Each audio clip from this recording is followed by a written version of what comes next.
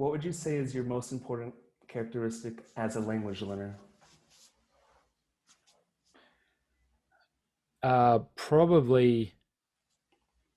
Uh, how do you? What's the characteristic called? Like obsessiveness.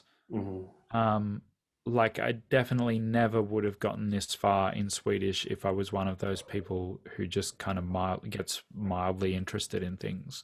Um, the having something that becomes my thing for like 3 years is an advantage and a disadvantage. But uh, I think in the case of Swedish, at least, it's very much become an advantage in that, like, you can't do like I've probably averaged if we yeah if for the last year I've probably averaged 2.5 hours a day of Oh, very Swedish. nice. Like you can't do that much and not get at least a bit good. So No, that's a um, nice chunk. whereas like most people would never do that much because they think they're going to learn a language through like 10 minutes a day or whatever. And like I thought I could do that just like everyone else. I thought, oh, that probably works. But I'm one of those people who goes, well, if 10 minutes a day works, what does 40 minutes a day do? What does 2 hours a day do? Kind of thing. What I don't know if you ended up doing more than me in that week, but like, what is 57 hours in No, one no, week? I was perfectly fine with 40. Oh, okay. No, Um, yeah, I wasn't I trying don't know. to top it, anything. I was just I like, was man, I want 40 hours, like in the work week, done. Yeah. So yeah, some people did more than me. Oh my gosh. But and again, I don't know if you can hear. It's going to sound bizarre if I say there's a dog barking in the background that you might be. It's super loud to me, Don't worry but about yeah, it. yeah, probably obsessiveness. I don't actually think that I have many other characteristics that really help me as a language learner. I have skills like being able to listen, that like Mhm. having a quite an acute listening ear. Um, but that's not a Basically, what you personality said trait, was the answer that I was looking for. Yep. Yeah. You know, I tweeted something a couple of weeks ago. I said, like, my best characteristic as a language learner is just that I keep on going. Essentially, my Hmm. persistence. Yep. Because I have like an ideal schedule of what I would like to do, like every day, basically. Like I know, Mm. but it's quite common that I don't get to all that. But I don't let that get me down. Like I just keep it moving, one foot in front of the other. I'm doing something always. Like I'm moving forward, and Yep. it's just persistency. Yep. Yeah. See, I'm actually not persistent. Are Well, you traditionally, like as a characteristic, I'm not. So that's what I'm trying to get sure? myself to be lately. Because I'm like, imagine how good I would be at all these things, or it's actually not all these things. One of these things, like piano or whatever, if I just kept going.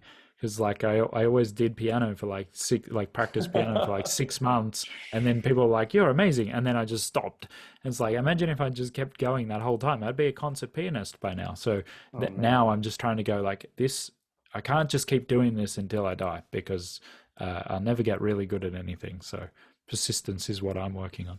I think it was a blessing that I was a runner and a runner like how I was for so long, from 13 to 22. Like, you know, I'm not even joking. Like, running not only taught, like, can teach me so much about language learning or has taught me, but just about Mm, life. Basically, as a runner, you have a goal and then you have to put a lot of effort to get that goal. Along the way, you're going to have trials and tribulations. You're going to go down. You have to bring yourself back up and get back on the grind. And mm, basically, I did that for 9 years, from being like a 13-year-old like grunt to someone that was respectable and had achieved some respectable things. And I think, man, I just apply that same mentality in life and language learning, and I can't fail. mm. So, Yeah. Yeah. I mean, I was actually into running for a bit too. But oh, the that was same one of thing. your things. Oh, come Yeah, on, yeah. come on. 20, 26. Oh man, I never would have been anywhere near as fast as you though, because I know just because I only did it for like 3 years. Mm. I was getting really quite overweight when I was about 27. And I just started running just to lose weight. And then like everything, I just was like, oh, this is what I do now. And so I started running like quite a lot. And then the losing weight just happened anyway um, because I was running so much. But it sort of 3 or 4 years, and I got kind of, again, it got kind of fast for like only having spent that long. Um, but I never got anywhere near like anything that could place in the top 100 of like one of those big races or anything.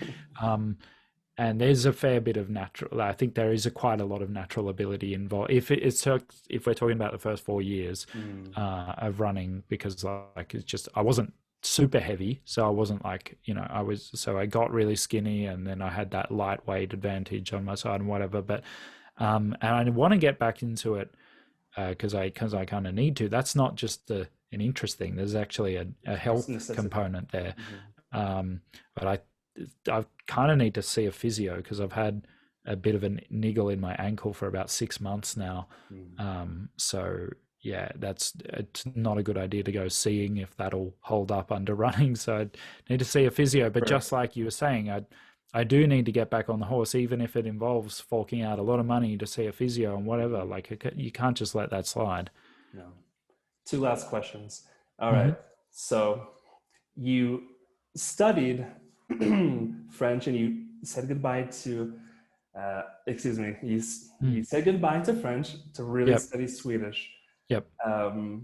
In this moment, when you made that decision to this point where you are now, have you made the progress that you thought that you would?